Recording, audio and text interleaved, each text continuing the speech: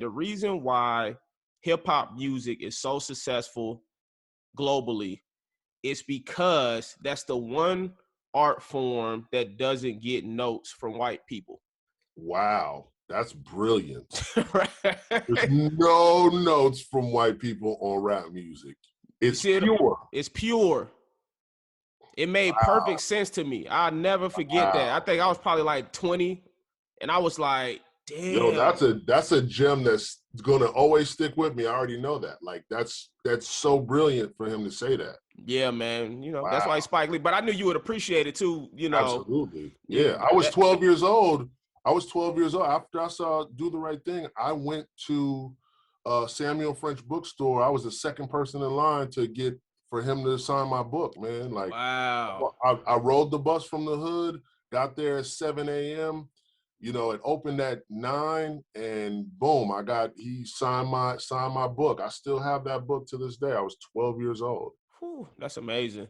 Yeah, man. So I want to talk about, how do you all go about selecting the comedians? So I'm sure a lot of people want to know that. A lot of up and coming comedians, they probably want to know, like, what's y'all strategy, or how do you all decide the comedians that you all select for a while and out?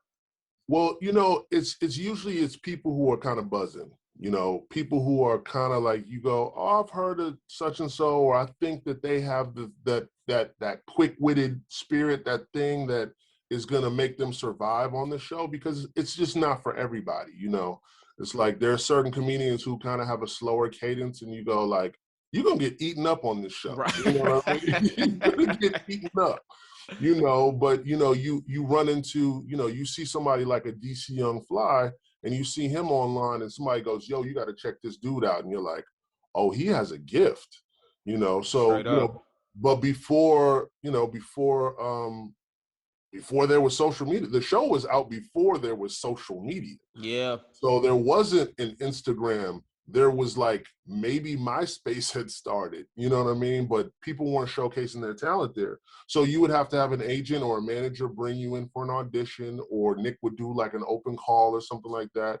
But now we have Instagram, and the comedians hit me up faithfully all day long. And I answer them, but I will answer them like, yo, what's your following like? I'm looking and you have 1,200 followers. And I go, that means that you haven't proven that you are funny to an audience. Straight up. Know?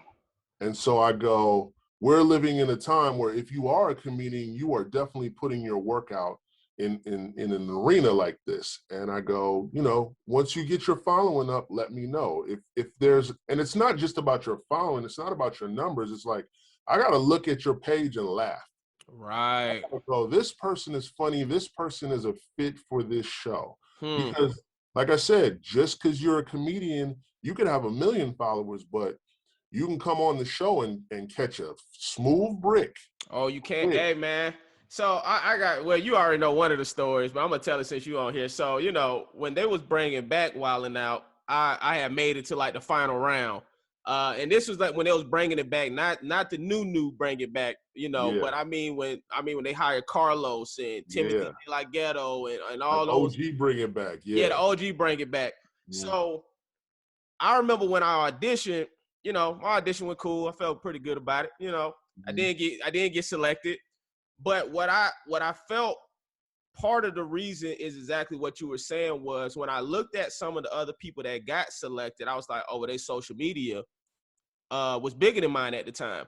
And my thing was, I was kind of buzzing on YouTube a little bit. Some of my stuff would get on World Star, but then I kind of got off social media because I was like, I want to be known as a stand-up comedian. It was at the time, that's when social media first started really kind of taking off.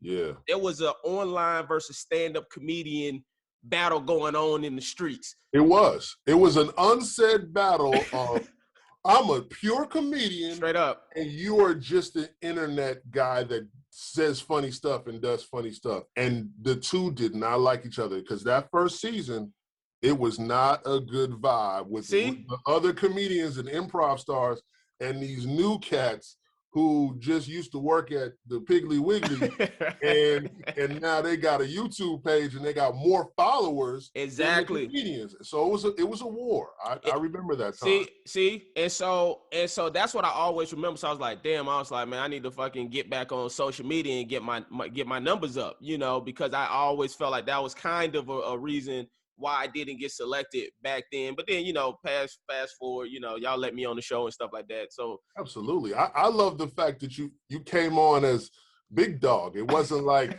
you know what I mean? It wasn't like to me, that's what's even more important when I see people like Tiffany Haddish audition and they wouldn't let me hire her. Damn. You know what I mean? And they were like, oh, this is the criteria why we don't want, and I was like, you're crazy, but it's really not up to me all the time. Right. And so, you know, I love it when somebody who auditioned for the show, possibly either they made it or didn't, and then they come back and we go, you're a special guest now, or you are the guest now. Like, to me, that is the best story ever when it was like, oh man, like, because I remember deciding between, I was like, yo, we have to figure out if we're going to go with this person or Justin. I remember that. Right. And I was like, and the network is leaning like, following. That was the big thing. Right. And we were like, but one, he's the homie. We saw him come up since he was right. getting high. Like,